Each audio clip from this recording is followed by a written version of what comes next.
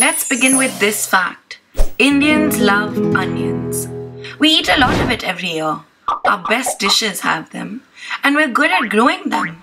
But now, this smelly root has us confused. Why is it suddenly so expensive?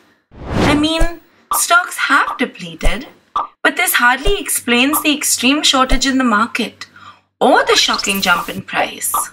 As you can imagine, the people are devastated, especially since many earn less than $1 a day to begin with. They started stealing and screaming and demanding lower prices. When Groupon tried to sell onions online, their website crashed with all the traffic. Prices will drop eventually, but what caused it to rise in the first place? Heavy rains damaged portions of the crop.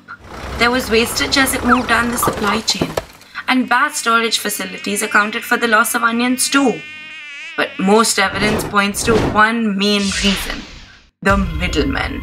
This handful of traders appear to have deliberately hoarded onions, releasing them into the market very slowly. Short supply, coupled with the high demand, has artificially inflated the cost, increasing the profit for these middlemen. The government took too long to recognize the problem and didn't do enough to intervene. Now, they're inviting foreign private investment to improve India's supply chain and importing onions into the country.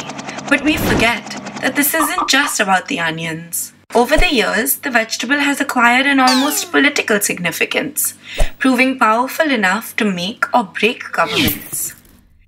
When onion prices skyrocketed under the otherwise credible Janta government, Indira Gandhi made her big 1980 comeback.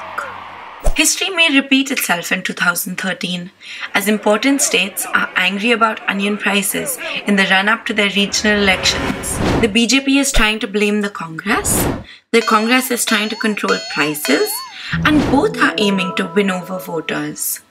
And don't even get us started on the potatoes.